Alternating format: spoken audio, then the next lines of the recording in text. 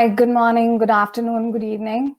A very warm welcome to everyone joining this event and also this session. I'm Divya Handa. I'm a Senior Director Marketing at Ping Identity. And the topic that I wanted to speak about today is something that is close to our hearts. And that's why we are here with Anna and the brilliant team that have organized this event. It's about recalibrating the gender gap in the workforce, and more so in the technology space. And when I think of it, not only are there moral issues at large, but I think there's also an economic opportunity cost that should propel us to bridge this gender gap so we can then start seeing more women in leadership positions, more female CEOs across the Fortune 500 companies.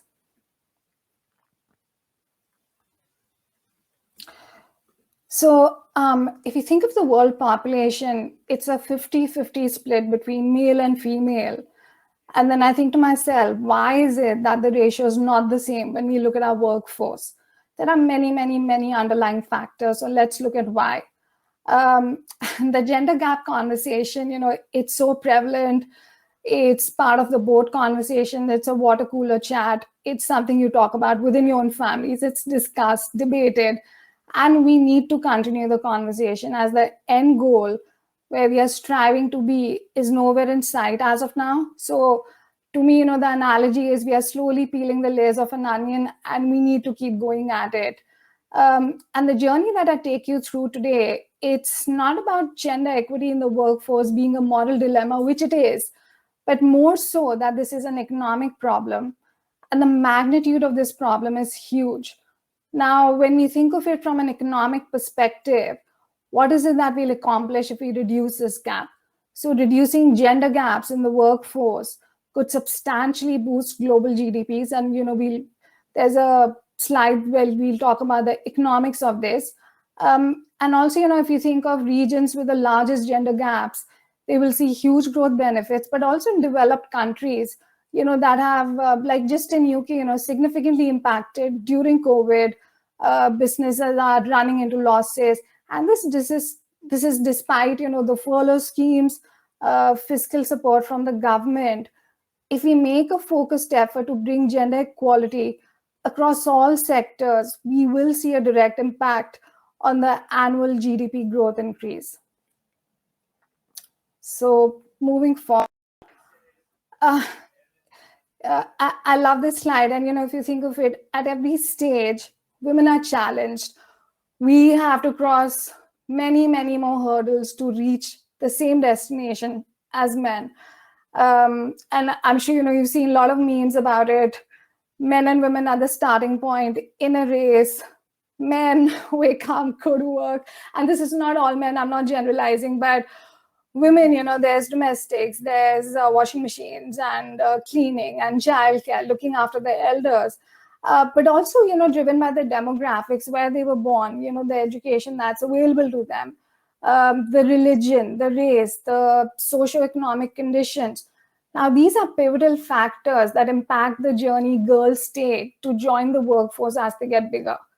And we in the developed countries, in the developed world, when we talk about gender inequality at length, to think about it, to put it in perspective, this problem is even exponentially bigger in the emerging markets. And why should that matter to us? Because 70% of the world's population lives in emerging markets. So, in underdeveloped countries such as Sub-Saharan Africa. So Sahel, this region that you see here in the third image, in a place like this, girls will even have a lower chance of standing shoulder to shoulder with their male counterparts. Now, let's map this journey to understand the implications. So to think of it, yes, girls and boys, they kind of start out equally at birth, at least for the first couple of years. Now, I do have to say, there's a caveat to that. It's not true across the board because unfortunately, we are still plagued by things like female infanticide, which is a curse and a fact in many countries. But then it comes to access to education. And then again, if you think about the emerging markets or sub-Saharan African countries, fewer years of schooling compared to other regions. I come from India, and if I think, in the rural India that we have, it's the same. It's I would say it's a gender privilege. So when poor parents and the privileged folks are looking at, who do I educate? My son or my daughter, it'll always be the son. It just, this is now years of cultural and socioeconomic burdens that, we are carrying forward. But that gap keeps getting bigger and bigger. And then in a lot of emerging markets, what we also find is girls enter early marriage. So they're forced into larger family structures. Sadly, in some countries, child marriage is still very, very prevalent. And then being married before the age of 18, and sometimes, in the case of child marriage, it could be as young as 10, 11, 12. And I have a 12-year-old daughter. So this just, I sometimes when I think about it, it's, the thought is scary, but then that means earlier pregnancies, medical complications, lack of access to good healthcare. And even if they survive this, the girls will find themselves laden with the burden of unpaid work. And to think of it, women on average spend 3x the time on unpaid care work, so cooking, cleaning, childcare, looking after the elders in the family, running the household, and, the million plates that any working woman and working mother is managing at any given point in time. And then with this widening gap, it's no surprise that there are then less and less opportunities for women in the workforce. And then that abyss, that increases manyfold. So then women in leadership positions starts looking like a distant dream. And that is why it is so important to keep working on this problem so these dreams become a reality one day. And I think you've seen this in my abstract for this talk. No wonder there are more men named James than women CEOs in the Fortune 500. And to think of it, the people that will influence and shape the future in the workforce then becomes a very male-dominated society, and that's the monopoly we need to break. And we need to create a more equal society. And this is not just something that I feel. It's not just something that women have to do. I think, men have to equally participate to promote this opportunity. What we also find is, gender inequalities have also concentrated women at the bottom of the global value chain. So you'll find them in the lowest paid jobs, piece rate, subcontracted work, insecure forms of self-employment. There's little or no access to decent work, social protection. And then in contrast, sitting here in England today, I see my world today, being a woman in tech and cybersecurity, and you see the technological developments and advancements. I'm surrounded by, we are fired by automation, artificial intelligence, robotics, cloud, internet. And this technology is transforming the world of work. And yet, in parallel, we still haven't made progress with women's economic empowerment. So it's definitely a conversation we need to keep having. And to think of it, women are half the world's potential, and unleashing it will require access to decent, good quality paid work, as well as gender sensitive policies, regulations, adequate parental leave, flexible hours, so they can have a good work-life balance. And the economics of this makes sense too. So let's consider a full potential scenario in which women participate in the economy identically to men. And simply put, we close the gender gap. So totally close it.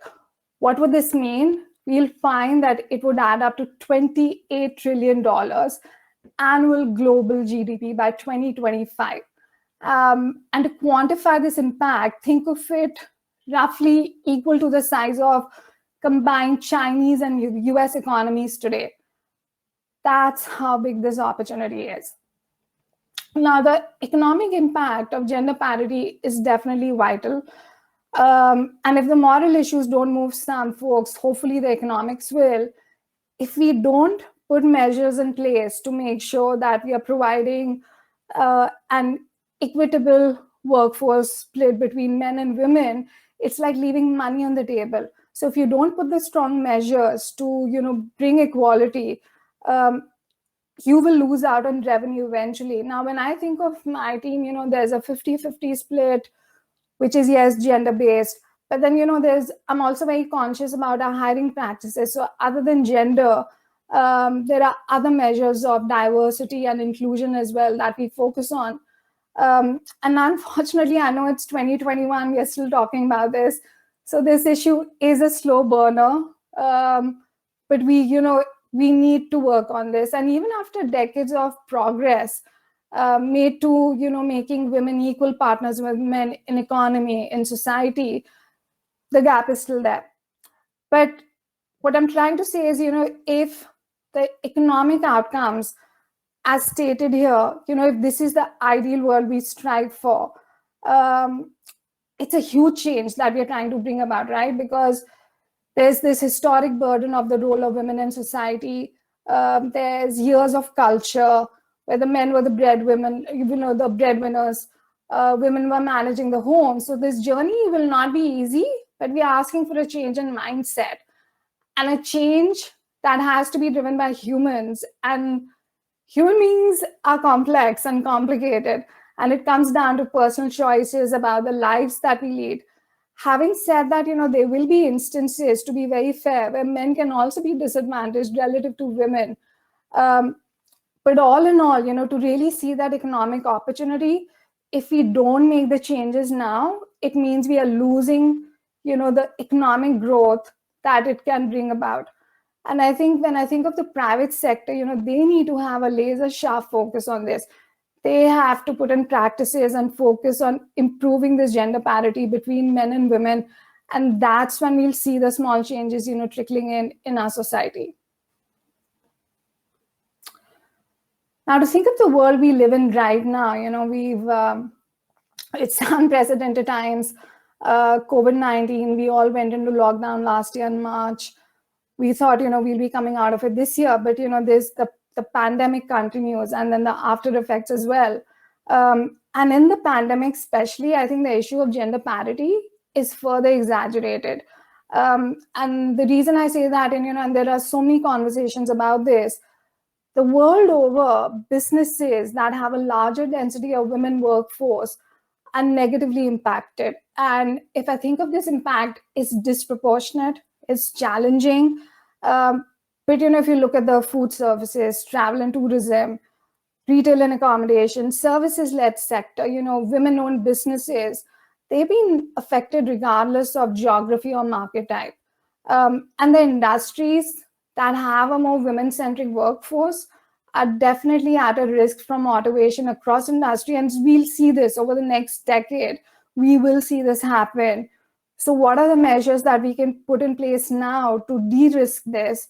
And for that, I feel we need greater representation of women in the technology sector. So not saying we take away from the sectors that they're already there, but like we do need to drive that change and, build in their profile in the tech sector. But how do we do this? So technology, this is a Women in Tech event. There are women and men here from cloud, cybersecurity, all spaces of technology. And why is it important? Because technology is what will shape the future. And yet we don't have enough women in this, in this skills cluster. Technology is important because it holds the keys to what our future will look like, driven by change, by innovation, by digital transformation. And to really build that equitable environment, we need a level playing field of influencers, decision makers, change makers, people who bring about change across society and its DNA. And that DNA is routed across all industries, to be honest, retail, pharma, e-commerce, banking, insurance, fashion, to mention a few. We need it across. And yet, not just technology, when you look at all of these sectors, we don't have women in leadership, substantial numbers compared to men in these sectors. And diversity in tech, I think, is, especially so important. Like, for example, and, I'm sure you see this, in your organizations, but there was a report by McKinsey in 2020 that found, diverse companies, they perform better, they hire better talent, they have more engaged employees, they retain workers better. than companies that don't focus on diversity and inclusion. And despite all these conversations and measures are being put place, so I'm not saying it's a sad state of affairs. All I'm saying is, there's like truckloads of work still to be done. So we need to keep at it. But despite this, women remain widely underrepresented in IT roles. And what is the root cause for this? So all of this, despite the fact, when we look around, the growth of STEM jobs has outpaced the growth of overall employment across the globe. And despite, this being an office conversation, regional, national, international conversations about the lack of diversity in tech, women really are the ones that are missing out on this big boom that we are seeing in the tech space. And then what are the after effects of that? So a lack of representation for women in tech obviously hinders their ability to succeed in the industry. It puts a limit on their career opportunities, mentorship, sponsorship. It can also lead to, you can then also foster unconscious gender bias in company culture. And then that leaves a lot of women without a clear path forward.